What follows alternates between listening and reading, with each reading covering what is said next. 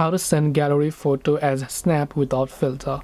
Hey everyone, welcome back to our channel. In today's video I'm going to guide you on how you can send gallery photo as a snap without filter, so make sure to watch the video till the end. If you want to actually send a gallery photo as a snap without filter, you can't do it without using a filter.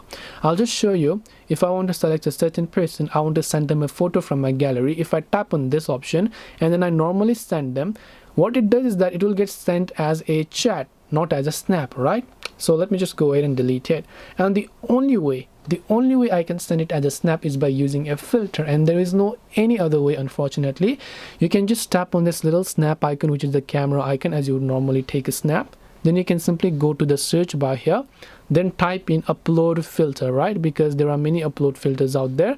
So just find the one that is more convenient for you. You can see many of these. So you can select upload option. Then all you have to do is simply select a certain photo that you'd like to add here. Then once done, you can just hit this little click button and then you can send it as a snap. So there's no way that you can send it as a snap without filter if it is a photo from gallery. Hope this video helped you. If you have got any questions, feel free to leave them down below. Thank you for watching till the end and see you soon in the next video.